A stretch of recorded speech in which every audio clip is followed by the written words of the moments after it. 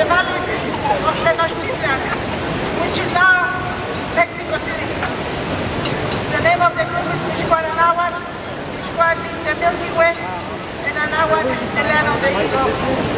It's an honor for us, very special day, to be here, because all those children are my children. All the children are my children. Come on! For our children who came before us, who still here together. For our new generation, all the children, all born here with us. This is a pride for us. We stay strong, we're going to be strong, especially united.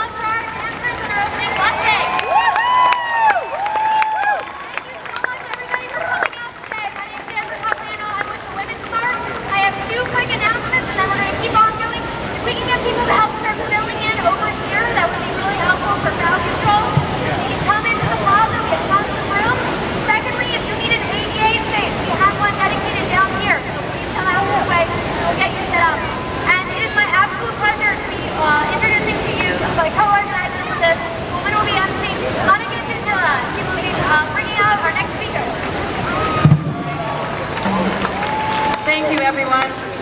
I know these past few weeks of images on TV of our kids being locked in cages has broken all our hearts. You can tell by the crowd here, it is not just an immigrant issue, but this is a human rights issue that affects all of us. We're very excited to partner with the NAACP, with the Latino Community Foundation, with CARECEN, with the San Francisco Labor Council to come together to protect our kids. Because believe me, the attacks against our immigrant community are not going to stop. And we as San Francisco need to come around our families and be ready to fight. So I'm excited that we have elected officials, we have faith leaders, we have community organizers who are here to let us know what we can do to honor and to support our immigrant community. So right now, I'm going to welcome up David Chu. He's a California Assembly member. Good morning, San Francisco. Good morning, California. I'm going to start with something that's pretty different in a rally. I want everyone to join in a moment of silence for 23 seconds for the 2,300 children who've been ripped from their families. 1 second for every 100 children.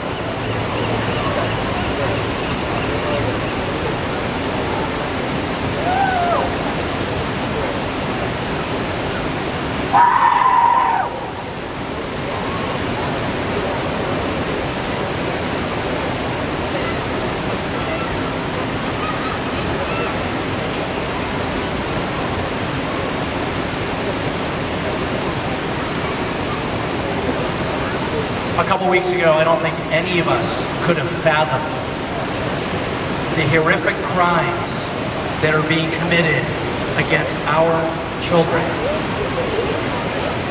As a policymaker, as a son of immigrants, but more importantly, as a father, and for all of us as human beings, words cannot describe what America is experiencing at this time. I did a quick Google search of moments in history when families have been ripped apart, and I only came up with two. The first was the institution of slavery, when government sanctioned the idea that an entire race of people were less than human beings. The second was the example of the Holocaust, when an entire Nazi German government sanctioned the eradication of entire diasporas of communities. We can talk on and on about other examples in history, and you're right, brother. There are so many examples, but we are here in 2018. We are here during this time. The Statue of Liberty is supposed to say, we welcome our huddled, our poor. We welcome the masses. Instead, the Statue of Liberty under Donald Trump should say, come to America. We will rip the babies from the arms of mothers and papas. My wife works for Catholic Charities for a program bringing in refugee children, and she will tell you, her colleagues will tell you, that when a child is ripped from the arms of her mother or her father, she experiences incredible trauma. And yet we have a government that has sanctioned exactly that. And whether you are Protestant or Catholic, Jewish or Muslim or Buddhist, there is a special place in hell for people who rip kids from their family. Donald Trump, you are going to hell for what you are doing. This is evil. This is child abuse. Let me say, though, there is a moment of hope when good people come together. This week in San Francisco, we are celebrating two things. On Juneteenth, on June 19th, slavery was ended. Because good people came together, rose up, and said no. And this weekend, we are celebrating Pride. I'm wearing the... Give it up for Pride of San Francisco. I am wearing the t-shirt that commemorates the pink triangle, which on Twin Peaks we are commemorating today. This is a triangle that helps us remember that there was a government that ripped apart families, that eradicate not just the Jews, not just our LGBT community, but anyone who is different, anyone who seemed different. And today in San Francisco, we say we will always remember, and we will always resist. We will always fight, is that right? Are we ready to fight? Are we ready to resist? Are we ready to say no? Yes! Se puede! Se puede! Se puede! United we will stand. Thank you very much. We love you all.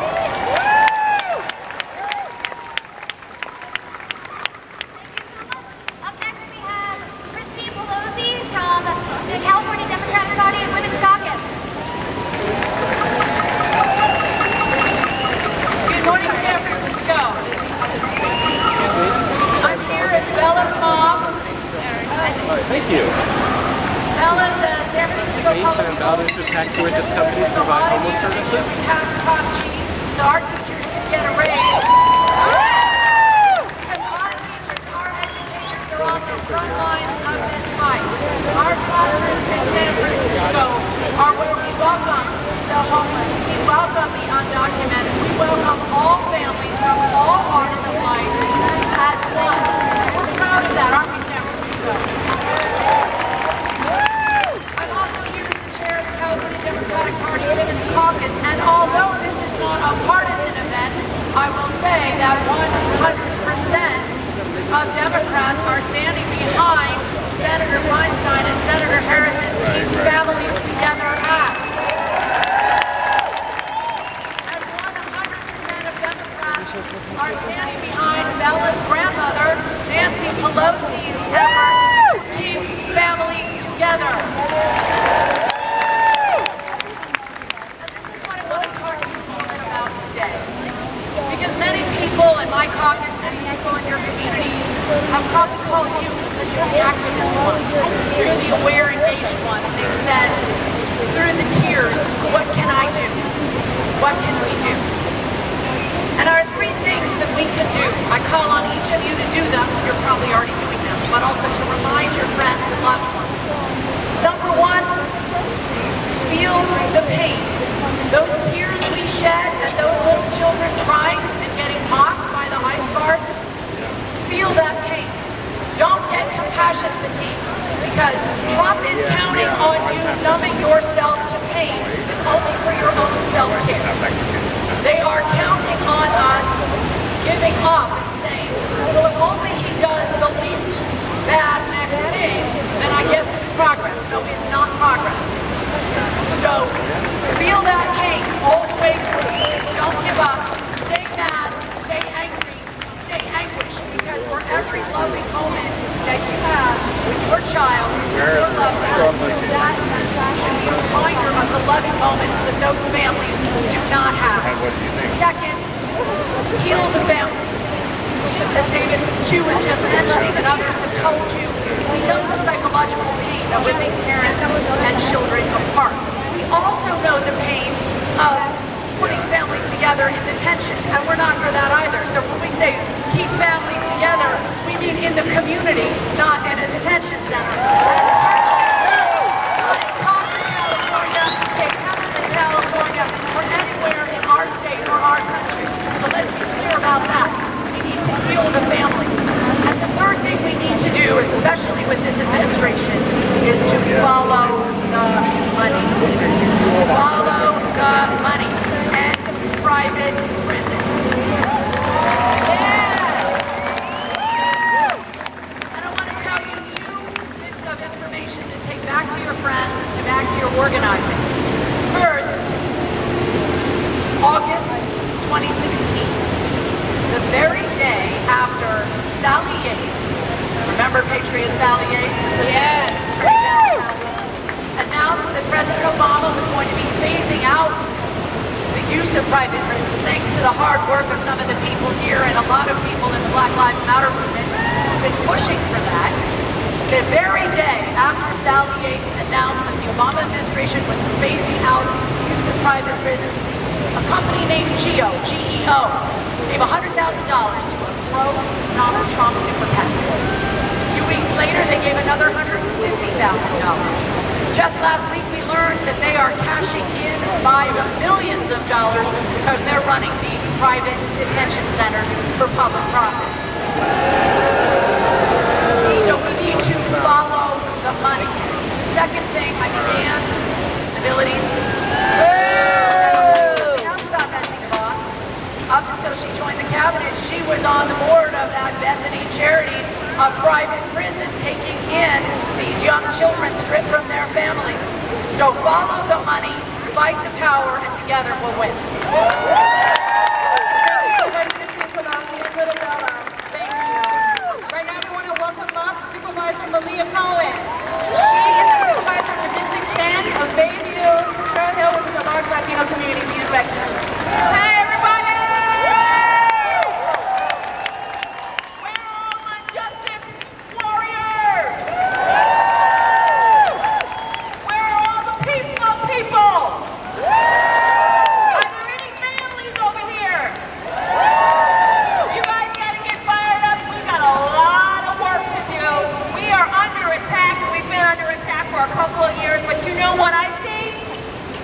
Rising up. One day, one event, one motion, one movement. Every day.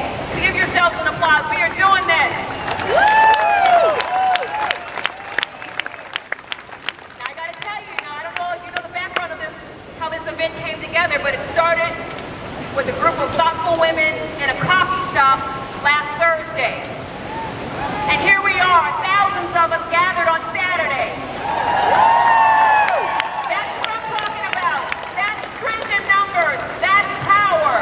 I want to recognize the over 60 different organizations that pulled their resources together to gather us all here today. We couldn't do it without you. I also want to recognize all the people that I can't meet here today. Those people that lost their lives, that gave their lives, and frankly, sometimes some people took their lives. Last Saturday was a big Saturday. You guys familiar with the term Juneteenth? Yes. Last Saturday, was Juneteenth celebration and weekend. And there is a serious correlation in this country about ripping children from families. There is a strong correlation between tearing people up, all in the name of America and for those dollars. But you know what we're going to do today? We're standing up together and we're learning from the transgressions of the past. We will not forget. We cannot forget. And you know what? We have a collective responsibility for every child in this vicinity and every child in this country to stand up and fight for his and her future. I want to recognize and uplift all the mothers, all the fathers, all the aunts and uncles and godparents who are bringing their children or who are speaking to their children, bringing life and speaking life into them so that they will rise and grow and be strong. Because this is going to continue. We're not going to rest. We're not going to rest. Our work is cut out for us, and we're going to continue to rise up. And I want to just give you a shout out and say I love you. This weekend is about love. There are going to be a great number of events happening next Tuesday in Richmond, California. Organizers are organizing an event at an ICE detention center. I want to see each and every one of you there. I don't care if you're tired. I don't care if you don't have child care. You bring your child and you bring your tired self and you stand there with me 6 o'clock because we need to make a stand. I'm tired of this racism. I'm tired of this sexism. I'm tired of this patriarchal society. Woo! We're not going to stand for it anymore. Thank you very much. My name is Malia Cohen and I love you. Welcome up right now, Supervisor Norman Eve and City Assessor Carmen Chu.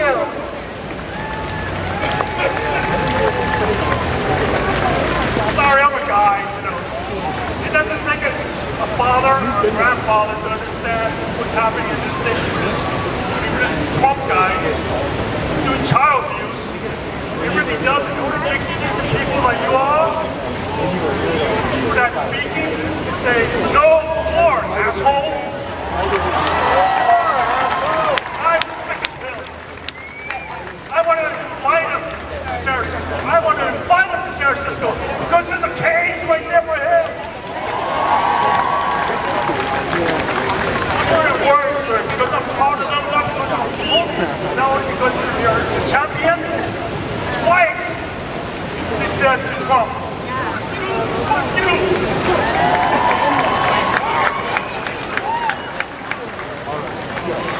It's about being decent. Trump is not decent. It's about being nice. He's cruel. How you doing? We need to keep on sending him a message. We need to say something stupid again and keep on pushing it. Are you hot? We need to keep it up. Thank you very much. Big round of applause for Norman Eve.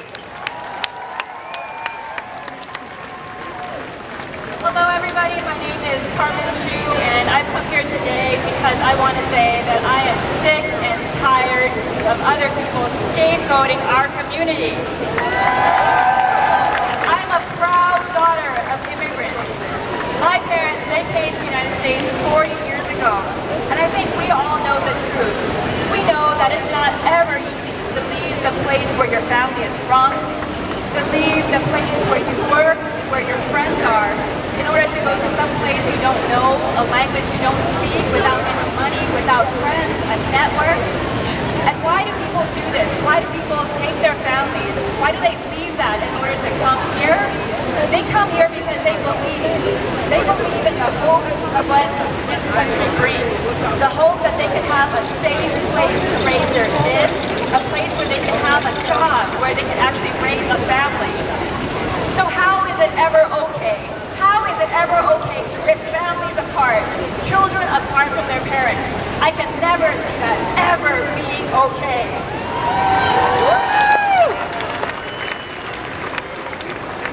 So today, I want to say thank you to each and every one of you for coming out, for standing up, for standing with our families to make sure that Trump knows, the Republicans know, that this is our America.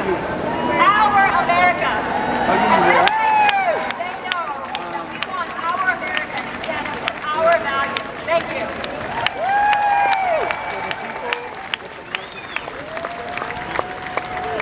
All right, I want to welcome up right now David Campos. He's the chair of the San Francisco Democratic Party, and he's going to share what San Francisco is doing locally to fight these Trump policies. So let's give him a round of applause. Amazing women in San Francisco for being out here. Thank you for supporting these families. This is a very personal story for me. Many people know that I came here as an undocumented kid. I was 14. But before I came here, we actually were detained at the border when I was 11. It was my parents, myself, like I said, I was 11, and my two little sisters who were 5 and 2. And as much as people talk about detention centers and trying to make it look, as nice as possible in the description, the fact is, these are jails, these are prisons. And I can tell you that as an 11-year-old, the experience of being in a jail is something that stays with you the rest of your life. And as traumatic as it was for me, at least I had my dad in that cell. My little sisters were with my mom. And so I cannot imagine what it's like for a 2-year-old, 1-year-old, going through that experience without a parent. I mean, it is, someone said it's child cruelty, it's all of that, but so much more. And I'm very proud of San Francisco for being here today.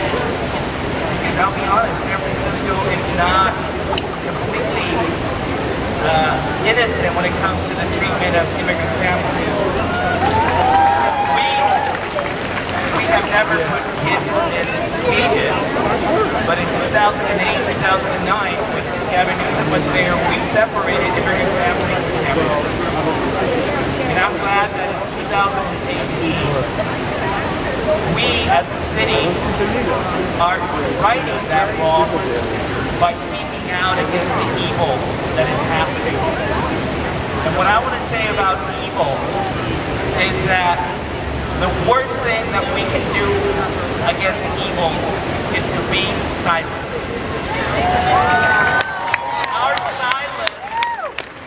Our silence makes us complicit in that evil.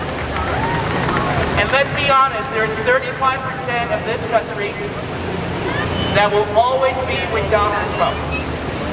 As he said, he could shoot someone on Fifth Avenue and they're always going to support him.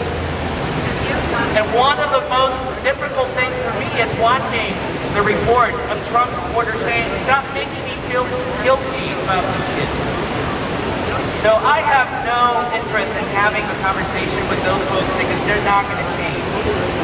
But to the 65% of the country that understands that when a country puts a child in a cage, that country is making a statement about what country it is. I want them to say, speak out. Don't be silent. And you know what, San Francisco, I'm glad that we're here, but we have to do more than being here today. Yes. What is the city doing to actually stop our federal government? Are we going to sue our federal government? We should. And are we prepared to go to the border to stand Your struggle is my struggle. And I will leave you with this. There will be a time when the history of this time will be written in 10, 20, 30 years. And I want that history to say that when that happened, the city and county of San Francisco was at the forefront of saying, this is not who we are, not in my name. We are taking our country back. Thank you very much.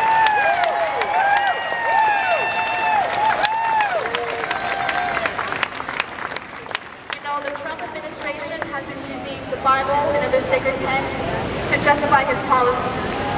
So we've invited a few faith leaders here to set the record straight. To talk about morality, to talk about humanity, and what we're called to do. So right now, I'm going to welcome up Father Richard Smith. He's from Faith in Action, and he's been working on the ground in the community for a long time. Let's give a round of applause. That's so beautiful. We got the best looking people in town here today. Nice going. So I've been a priest in the mission for many years now. I'm also a gay man, a husband, a father of a beautiful Latino who's also a very proud student, by the way, at June Jordan. All right, and so over the years, you know, I can't help but be so outraged as a person of faith because Jeff Sessions is misusing our sacred texts for hateful purposes, taking babies from their mother's heart. This is nothing new. We've seen this, as others have said, among African American families, how they've used it. How they've used it against Native American families, Chinese families on Native Island. As a gay man, I've felt the lack of this so scriptured many times, so has my husband and our family. But let me say this. I'll be damned if they're going to do it again.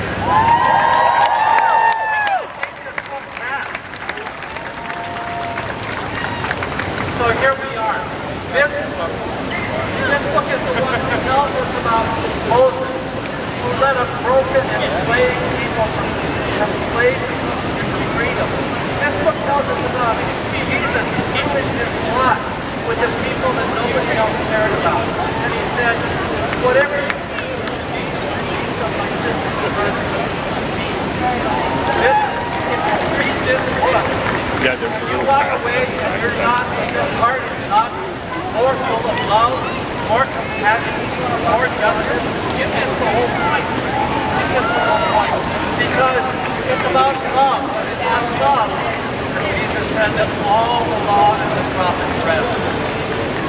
So here we are. We've got to take back this book from the hijackers. And people of faith and faith in action. We've 100 congregations here in the city and on the peninsula. We try to bring out this message of this book and many other sacred texts. Let me say a word about a young woman we've come to know and love. Her name is Floricel. She's the mother of 3 children, an immigrant, undocumented immigrant. Single mother, she's been working, she was working like 17-hour days just to put food on the table for her family. One Sunday morning they were going to church and she decided to take her 3 kids to breakfast at the local IHOP. And when they were coming out in the parking lot, ICE surrounded them, took Floricel from her kids, leaving the kids in tears, stranded to fend for themselves.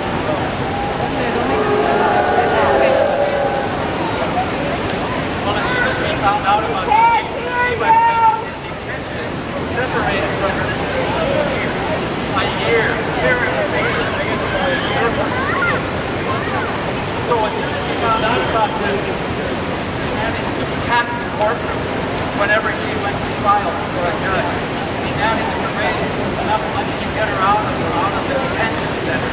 She's now back home with her kids, and her asylum trial, her asylum case is going forward.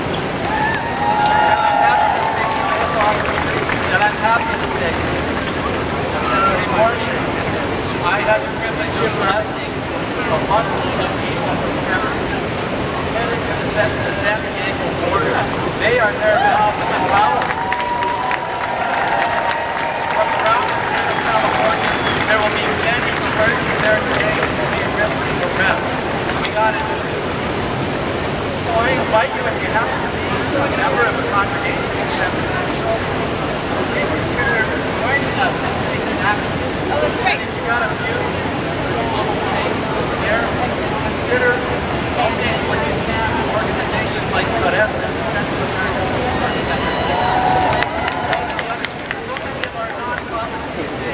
San Francisco are strained to the max, trying to respond to the needs of destitute families and increasingly destitute families. So here we are, honored to be with you. At the end of life, we will all be examined in love. We'll all be examined in love. How much you love? That's the only question. So we got to do everything we can to stop this. I wanted to stop by ask them. I'm honored to do so. Say a prayer of blessing. I want you to know this. If you would say, reach out and take an act of open next to you. Joining not only our hands, but our hearts and spirits as well.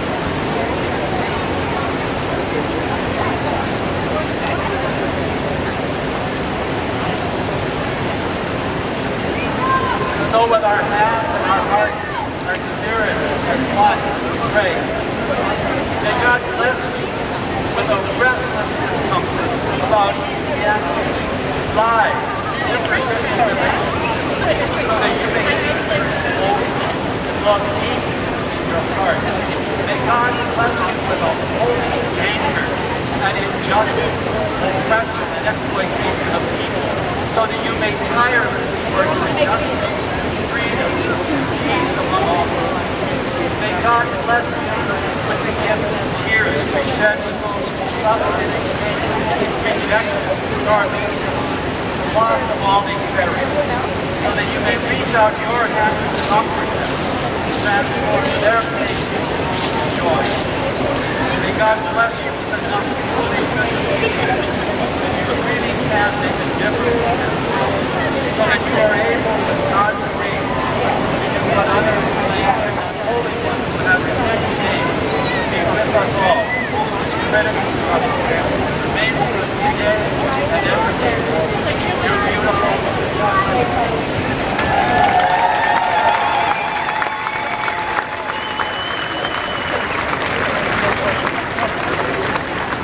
And now we're going to welcome up Carmen, who's going to share her story. Her story is so like so many other stories of our families that are crossing the border. So I want you to give your ears and your hearts to Buenos días a todos. Gracias por estar aquí, por apoyar a las familias que de una manera u otra, por una razón separado, pero que confío primeramente en Dios y luego en las leyes de este país, que es el principio de lo que ha pasado y esto tiene que parar. No más separaciones de la familia.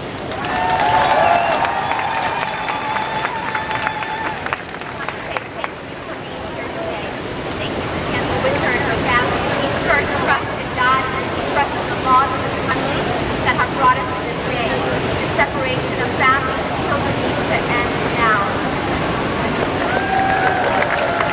Estoy aquí presente no solo por lo que a mí me duele lo que está pasando con la familia, y soy testiga de mucha familia, y esto no es de ahorita, eso tiene años de años que han separado a la familia.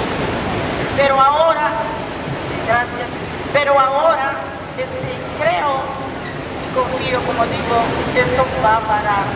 Y hablo por las familias que no pueden hablar, no porque no puedan mover su boca, no, es porque por alguna manera tienen temor de hablar.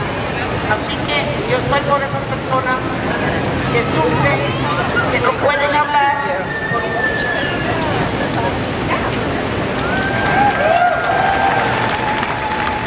I stand here today because I'm testifying for what's happening in this country. To summarize what she's saying, she's standing here today for those mothers and fathers who cannot speak for themselves, not because they can't move their mouths, but because they are in fear of speaking out. She is here to stand and speak on their behalf. Confiemos mucho que este país tiene que un día tener paz, y paz para el mundo entero, porque este país es un país de bendición. Yo lo creo. Gracias. Thank you for being here. She trusts that this country, and I'm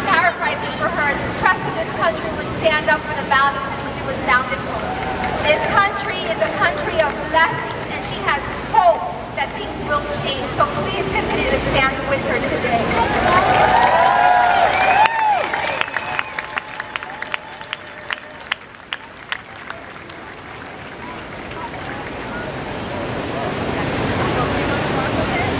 Thank you so much. So up next we have a wonderful speaker, Dr. Hayden Wu, who's from the San Francisco Marin Medical Society and also a child psychologist.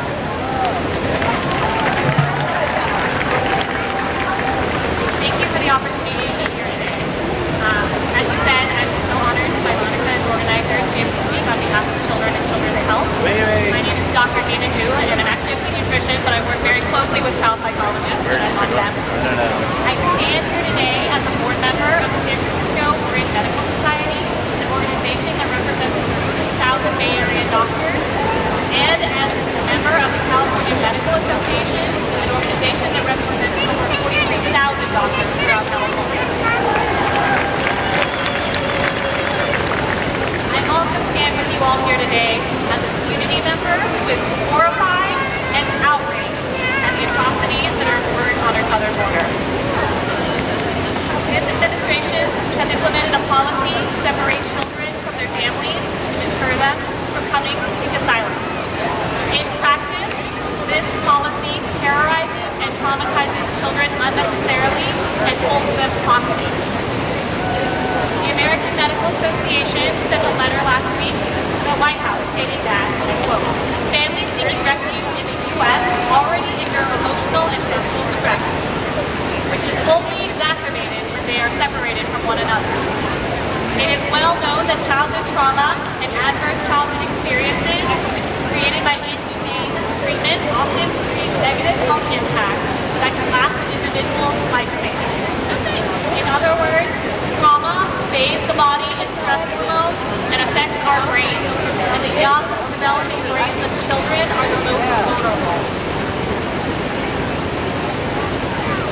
After traumatic events, children can lose the ability to communicate, can lose the ability to control their emotions, and can lose the ability to form healthy social relationships, all fundamental aspects of being a normal, healthy child. Perhaps even more alarming is that these traumatic insults lead to long-lasting serious problems in mental and physical health. Research shows that people who have experienced trauma and toxic stress have a higher risk of developing diabetes, stroke, heart disease, and cancer as adults. Beyond the research and the science, as a pediatrician, it is perhaps the personal stories of my patients, of which sadly there are many, that I find most attractive. I cared for a little girl, about 8 years old. Previously happy and healthy, she, like many other children, experienced a brief but traumatic separation from her mother during their immigration journey. The experience haunted her months after being reunited with her mother and being out of the detention center. One typical morning, when leaving the house for school, she was overcome with fear that she would not see her mother again, that she threatened to kill herself. As a pediatrician, as a human being, it broke my heart to see this quiet, withdrawn child in front of me in the clinic after a suicide attempt, and to think about the happy, laughing, carefree child she should have been and could have been.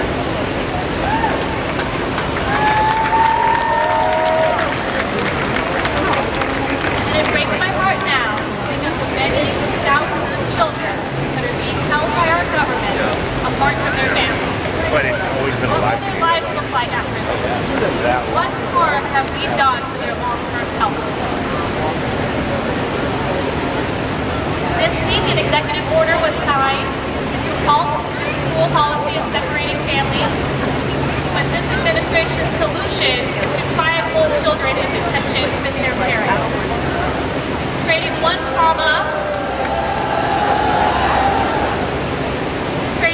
traumatic event for another is not a solution.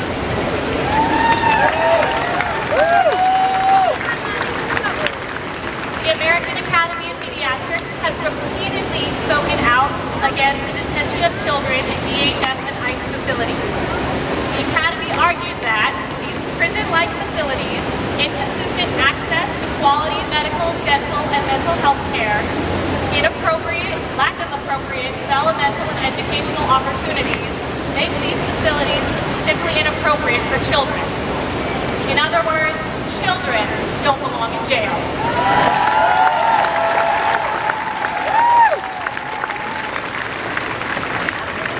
One of the reasons I became a doctor for children is so that I can be inspired on a daily basis by parents who will do everything and move mountains to protect their children.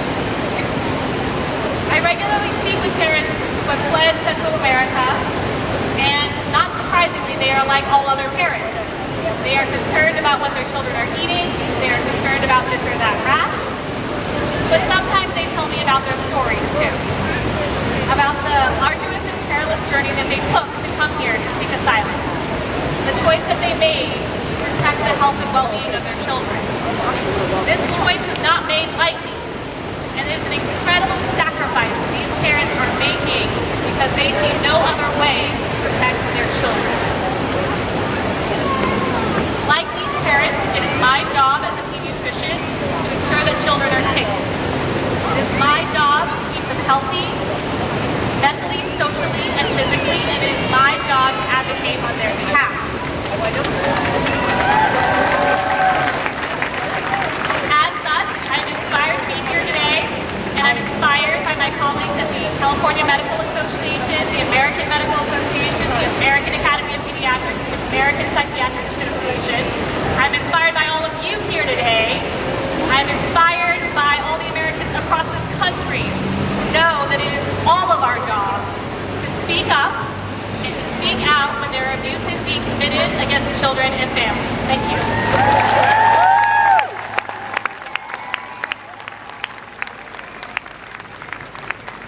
Right now, I want to introduce a tremendous woman.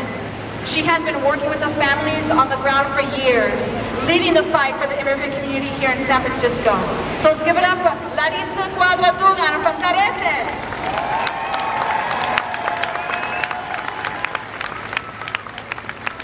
Buenos dias!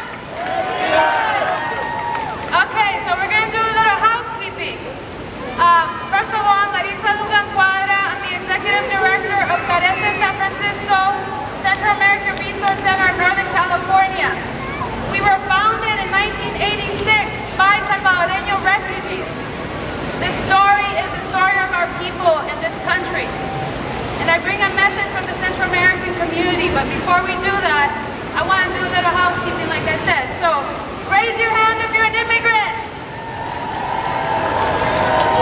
I see some people not raising their hands. Let's try this again. Raise your hand if you're an immigrant. Woo! Okay, we're still not getting it. Let's push this. Native American brothers and sisters, raise your hand. We are all immigrants. All of us are immigrants. In history, if you don't get that right, you got it twisted. So here we go. I'm very nervous, so I'm actually going to read this. This is a statement from the Central American community. The damage is done, and the only acceptable action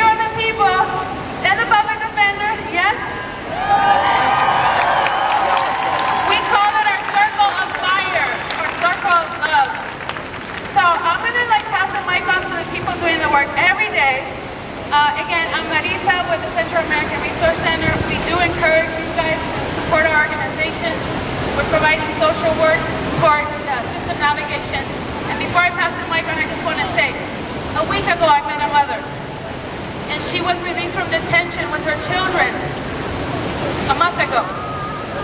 They wanted to take her child away from her, and she was telling me that she told them to hold on to her and to not let go. And because they locked each other's bodies, ICE desisted and did not separate this family. However, that woman is wearing an ankle monitor, and that woman is seeking legal representation. It took her 2 weeks to get to Carecen because she did not know how to navigate the city. And she was so happy when she arrived at our door. She said, I heard about you guys at the border, and I was looking for you for 2 weeks, and I just don't know how to get around. And that's the kind of support that we provide our families, not just the legal defense, but the system navigation, helping children enroll in public schools, and all these other mental health services, and even helping pay for bus tokens. Because our families are coming, they've taken their papers at the border, they're taking their belongings, and they're arriving in our city with nothing but hope, dreams, and the goal of having their children survive. So I want to ask our partners here to introduce your names. Again, these are the warriors every day fighting the fight in our city. And please list your organization. I'm Jeffrey Condon from Central California. I'm an immigration lawyer and an international human rights lawyer. And I want to tell you, Article 26 of the International Covenant on Civil and Political Rights says the family is the natural and fundamental group unit of society is entitled to protection by the state. That is the human rights norm. We're failing now. Hello, my name is Millie Atkins, and I'm from the Immigration Center for Women and Children in San Francisco. Not only do we provide direct representation for these children once they're let out of immigration custody, we also run an orientation program for them to help them understand and navigate their life here after reunification with family members, how to go to school, how to have access to social services, and how to navigate the very complicated immigration process, and also help them find attorneys. Good morning, my name is Jessica Yamane. I work at La Raza Community Resource Center on 16th and Valencia.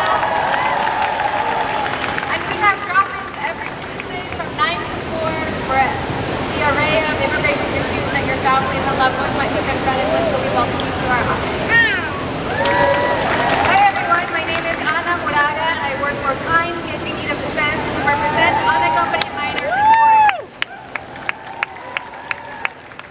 Hello, my name is Antoinette Gonzalez. I'm with the Justice and Diversity Center, and it's really wonderful to see you all out here. Thank you. Hi, I'm Benita Jan with the Immigrant Defense Project and the Immigrant Family Defense Fund. Happy to talk to you all a little bit later. I'm Francisco Ugarte with the San Francisco Public Defender's Office. And on Monday of this week, we hired 4 new attorneys to handle detained removal defense cases in the detained courts in San Francisco. That makes us a team of 8 lawyers, which started since Trump got elected. Thanks to you, thanks to our movement, we are not going to let this happen. We're going to push back and we're going to win. Thank you.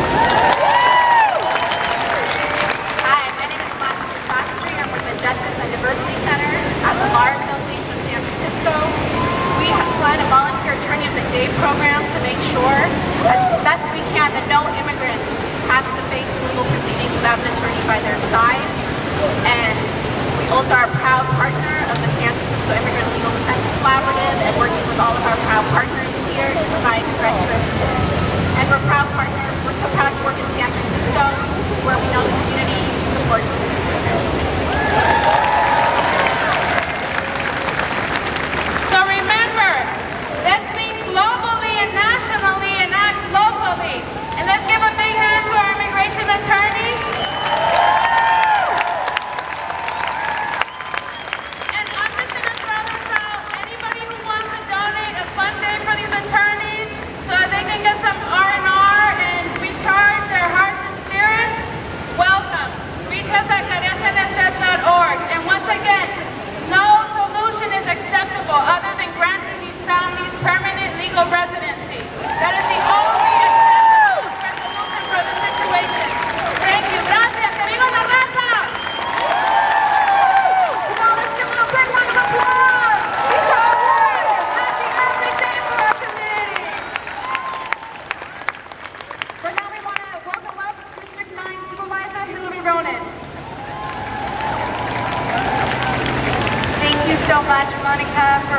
organizing and bringing us together here today. I know, like all of you, you have been, I love you, Mujeres Unidas y Activas, and la colectiva de mujeres. I've been holding my daughter extra tight, and I know that you have all been doing the same.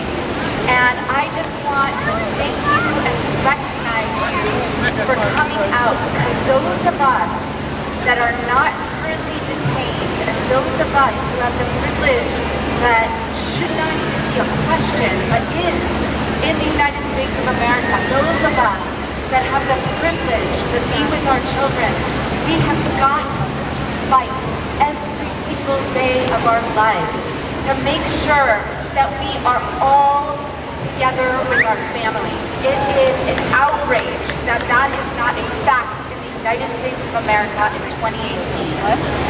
I am Jewish, and I grew up listening to stories of camps and Nazi Germany. My great aunt and uncle were in France during World War II, and my aunt and my cousin hid in the countryside in the home of a French family during the entire war, while my uncle fought in the underground resistance, was captured and sent to Auschwitz. And I grew up listening to stories of families being separated after getting off the train at the camps. And never, ever, ever in my lifetime did I think something even nearing that atrocity would be happening on my watch in my country. And so what I am here to say is no more. We are not going to let this happen. We are going to stand up. We are going to stand tall. We are going to stand strong. And we are going to resist. And you know what? It's happening. It is happening. And it is happening in beautiful ways. From the restaurant last night in D.C. that refused to serve Sarah Sanders because she failed to the priest at the Methodist Church that for the first time enacted a policy to excommunicate Jeff Sessions.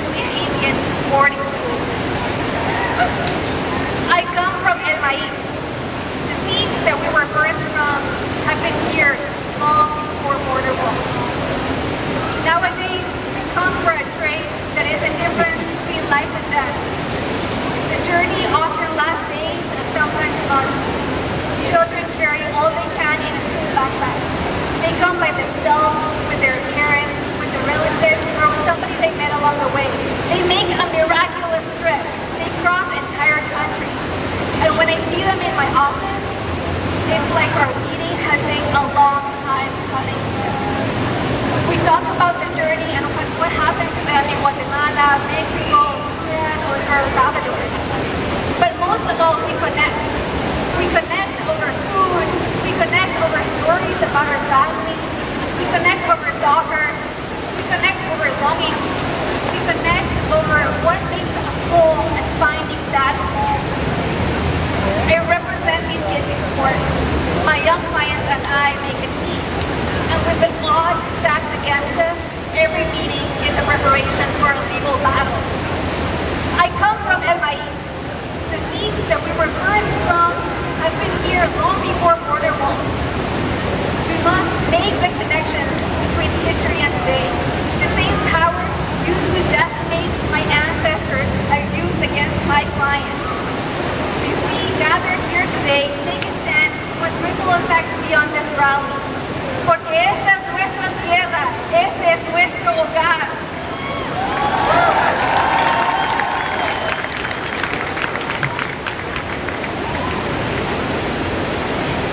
That's right.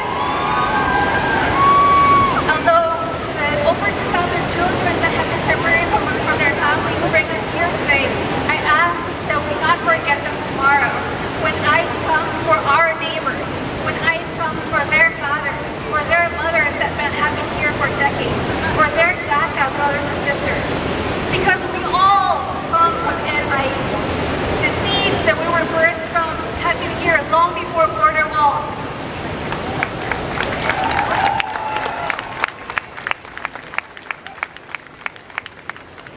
As I said, my name is Ana Moraga, and I am the attorney for KIND. KIND is a national organization. I work for the San Francisco office. We are members of the San Francisco Immigrant Legal Defense Collaborative. KIND represents immigrants in court. We work on the policy for due process and fundamental fairness. We also make sure that no child is forced to migrate. KIND is sending a group of experienced attorneys next week to support us. And we're so because we know that this last executive order is no solution. So we are so grateful for your support. We ask that you donate to KIND and other wonderful organizations. Please continue, help us to continue the fight. And we count on you. Thank you so much. Right now we're going to bring up Lima Ortiz from the Women's Building, San Francisco. And as you guys know, the Women's Building is a historic institution in our city. So come on, let's give it up.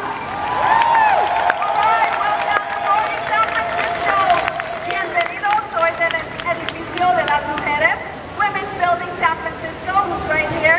So where are the women? Where are the girls here today? Let me see your beautiful faces. Yes. We are a sanctuary building in a sanctuary city, in a sanctuary state, and we're going to keep it that way. We are in shock and in horror around zero tolerance, and it's not just these zero tolerance policies. It is also changes to asylum when it comes to domestic violence. It is ending temporary protected status. It is turning over fingerprint information to people who are seeking to shelter refugees. There is a list of things that this Trump administration is doing, and we are here to resist. So how do we do it? I got a couple things, because there's a lot of speakers, and I'm going to get off really quick. But first, everyone here is an ally. So take a look at them. Hello, are you an immigrant? What brings you here? How can we continue to organize? Women, we must continue to organize. Don't agonize, organize.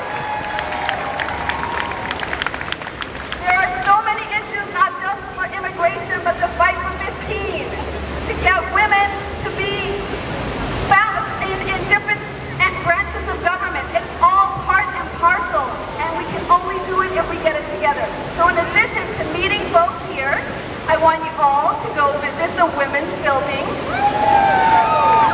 We firmly believe there's only two types of people in this world, women and their children. So in addition to being here today, I want to invite you all to the national protest that's happening next Saturday. It's going to happen in DC as well.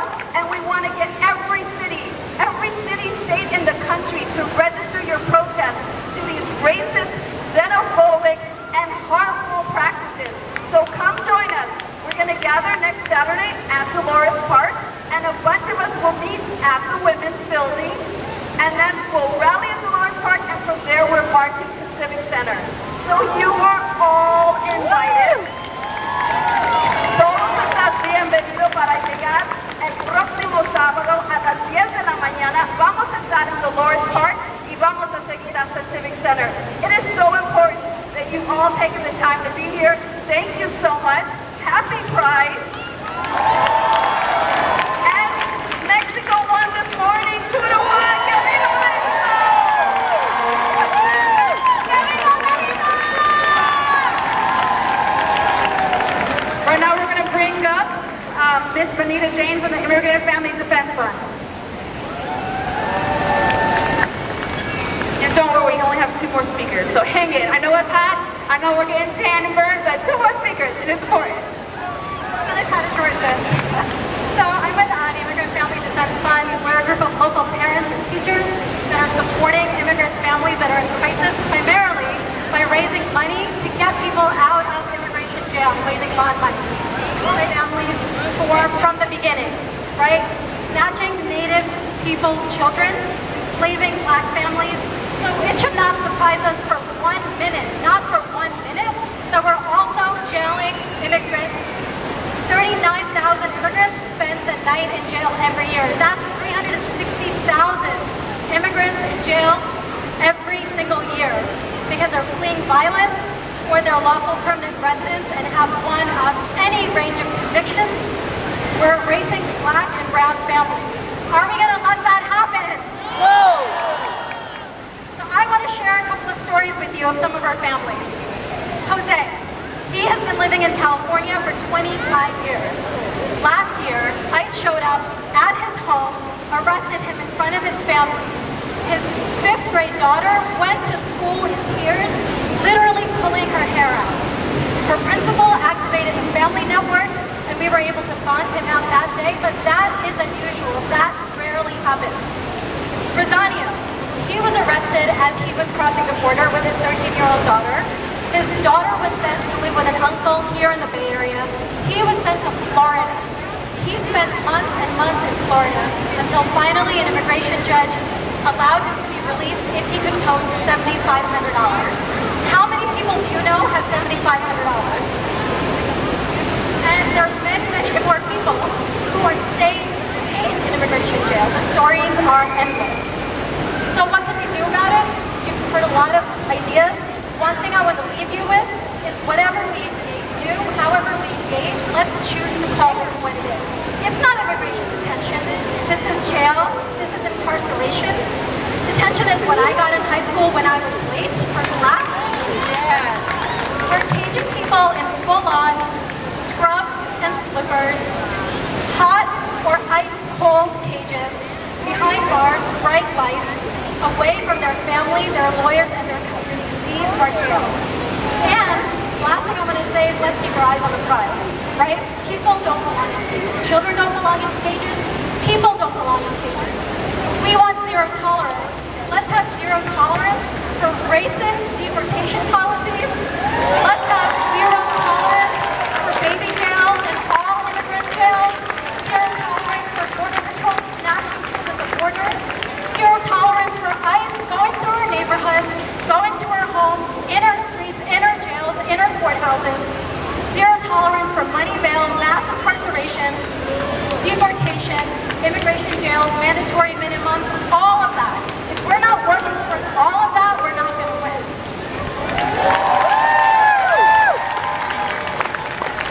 Right now we want to welcome up Jacqueline Garcelle from the Latino Community Foundation.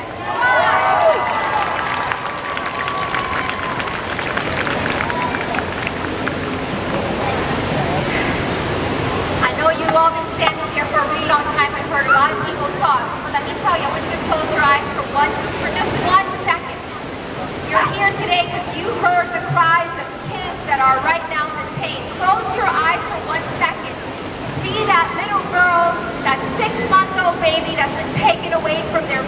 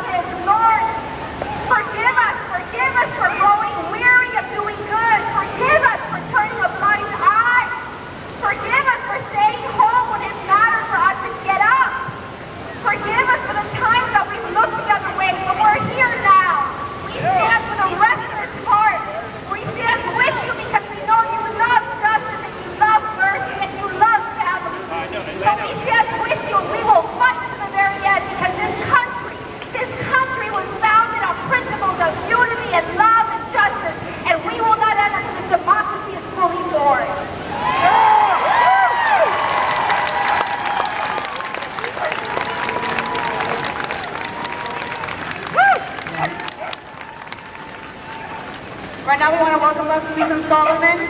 She's representing our teachers here in San Francisco. Hello, I am Susan Solomon, Executive Vice President of United Educators in San Francisco, and I am here speaking on behalf of the 6,200 educators who work with the 56,000 students of San Francisco. It is our job to educate and protect our students. And we will do everything we can to help the students we know who are at those children at the border and in our schools. Students and children belong in school, not jail. And we are every day and every day. Thank you.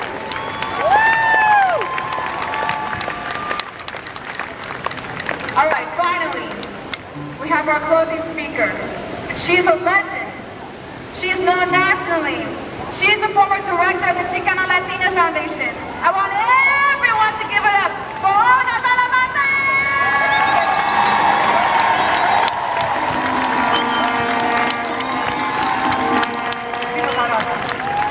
The thing you like best about that is I'm the last speaker, right?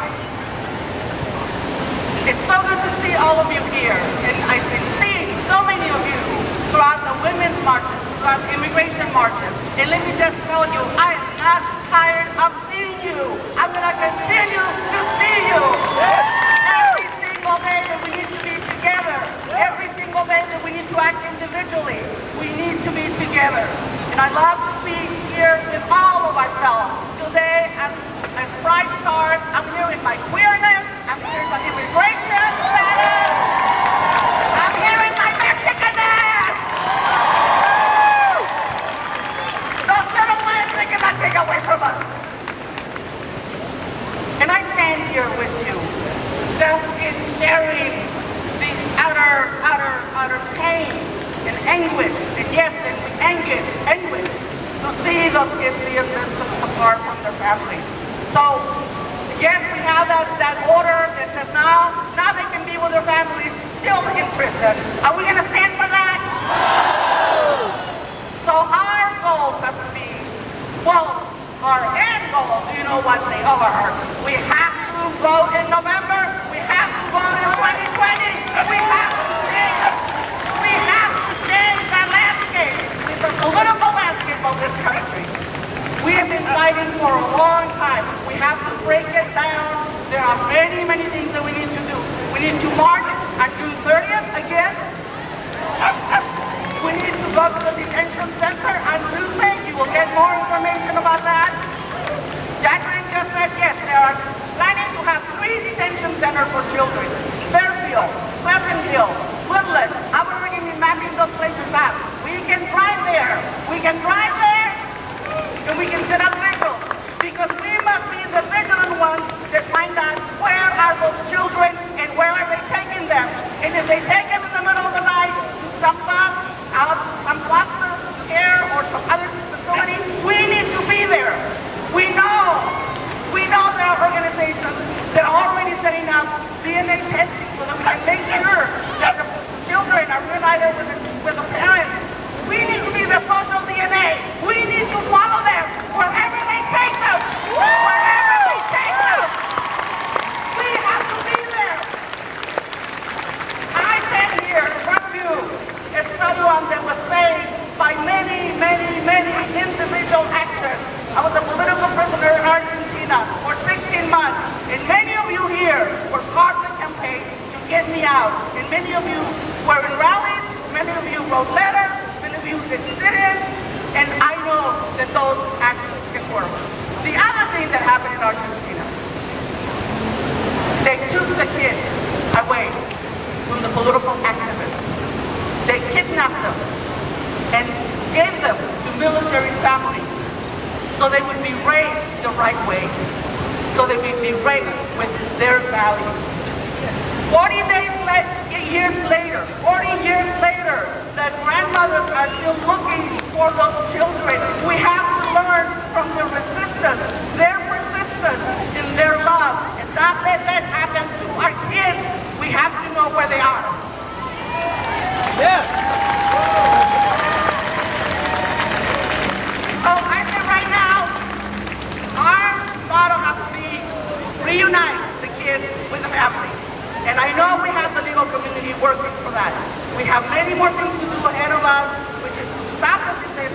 of the families from borders. Like Larissa said, permanent residency, legal residency for all of our families now.